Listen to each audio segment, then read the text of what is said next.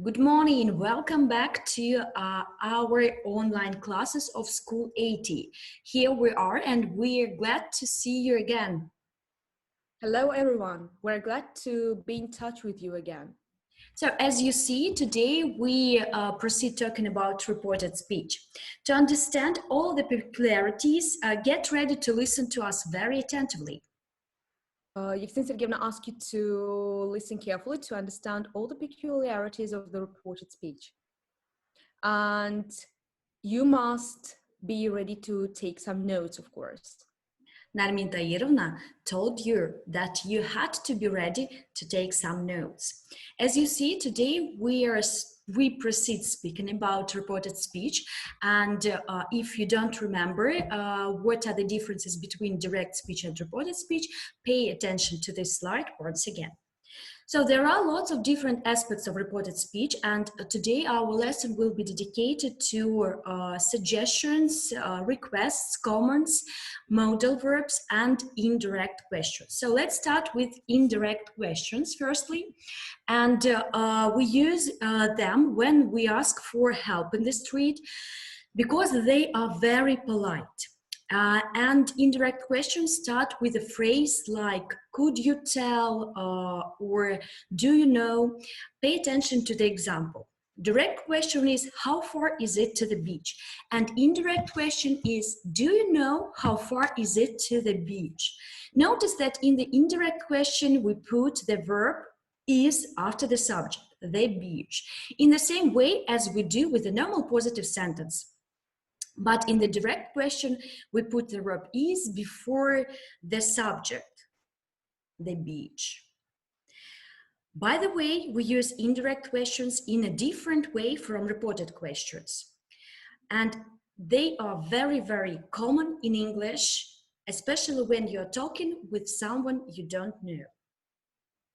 So now guys, you will have to watch a short 6 minutes video by BBC Learning English, and at the very end of this video the speakers will ask you to answer a couple of questions. 6-minute grammar from the BBC.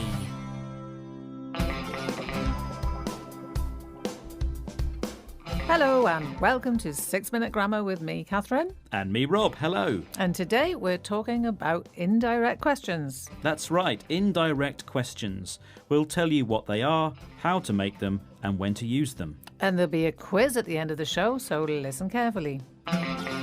Let's start with a simple question. Catherine, what time is it? It is 18 minutes past 11, Rob. Goodness, already. Yeah. And that question uses normal question word order. What time is it? But there's another way to ask that question. Let's listen to Mike. Could you tell me what time it is? Yes, it's still 18 minutes past 11. Thank you, Mike. This is a much more polite way of asking a question. It's called an indirect question, and it has two parts. The first part is the phrase, could you tell me? And the second part is the question word what with the information we want to know. Here it is again. Could you tell me what time it is? And there are lots of phrases that we can use for the first part of an indirect question. Here are some examples. Do you know? Do you know when the film finishes? Have you any idea? Have you any idea where I left my phone? Would you mind telling me? Would you mind telling me how this machine works? Now let's get a closer look at the second part of indirect questions. And it's important to note that we don't use question word order. That's right. The subject and the verb are in the same order as they are in statements. So we don't say, can you tell me what time is it? We say, can you tell me what time it is? So it's subject, it, plus verb, is. Listen out for the statement word order in these indirect questions. Do you know when the film finishes? Have you any idea where I left my phone? Would you mind telling me how this machine works? One more time, please. Do you know when the film finishes? Have you any idea where I left my phone? Would you mind telling me how this machine works? Thanks, Mike. Now, let's talk about yes-no questions. Here are some direct questions. Is this coffee for everyone? Does the canteen open for breakfast? Can I use this computer? Now listen to the indirect questions. They use statement word order again, so listen out for that, and also listen out for the two words that come after the part one phrases. Do you know if this coffee is for everyone?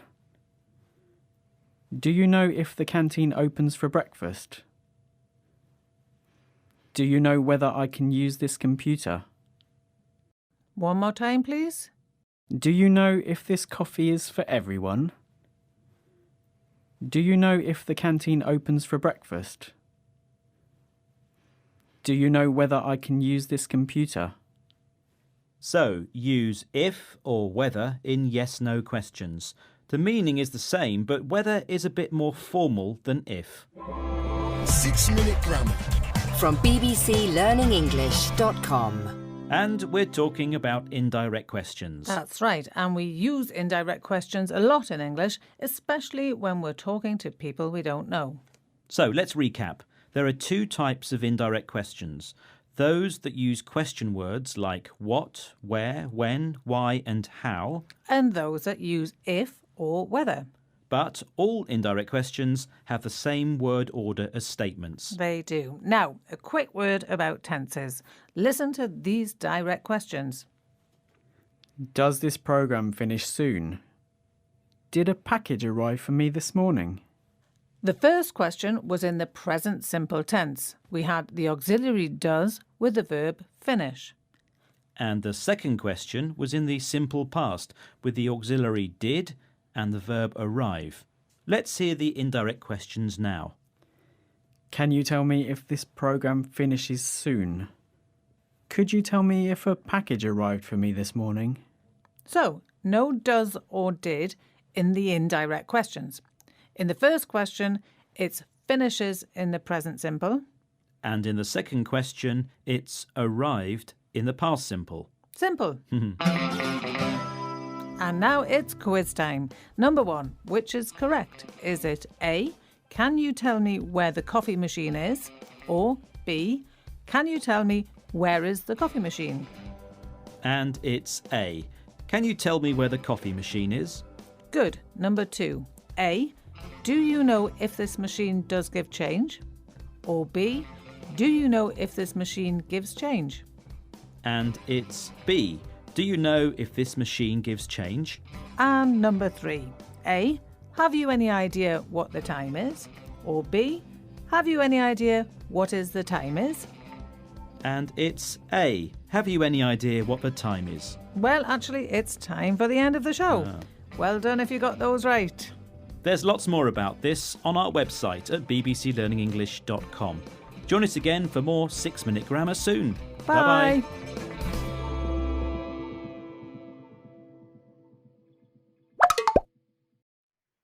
So guys, welcome back. Hope that you enjoyed watching the video and completed the task given to you in the video. So, and the next aspect that we would like to draw your attention to is reported comment, requests, suggestions, and orders. So a request is when somebody asks you to do something, usually politely. Reported requests are one form of reported speech. So reported comments, requests, suggestions, and orders are introduced with a special introductory verb, such as advise, ask, beg, or suggest, and so on, that are followed by to infinitive, an ing form, or that clause, depending on the introductory verb. So as we use the infinitive, there is no need to worry about tense, but as with reported statements and reported questions, we may need to change pronouns as well as time and place in reported requests. So let us have a look. Put your things over there. He told us. So that's a comment. And you will say, he told us to put our things over there. Or return to your seat, please. She said, that's a request. and you will say, she asked me to return to my seat. You can see that there is a number of examples listed in the slide, so you will have an opportunity to check them out afterwards. Finally, pay attention to whether the speech you are reporting uses a modal verb. Will, can, and shall change to would, could, and should when reported. Will is used to make statements about the future in English. When reporting this kind of statement, will becomes would. Compare this sentence. He said, I will call you later. And in reported speech, it will be, he said that he would call me later. Modal verbs may appear in questions as well. For example, he said, where shall I put this? He asked me where he should put that. Don't forget to change some words in reported speech. By the way, if the modal verb is already in its past form, it doesn't change when reported. For example, he said, he had better tell the truth. He said that he had better tell the truth. There is no necessity to change tenses because their verb in direct speech is in its past form. So students, these are all the aspects that we wanted you to revise. And in the next slide, you can see a screenshot of the printout that we have prepared for you.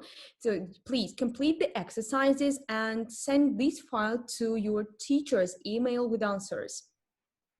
Thank you for being with us.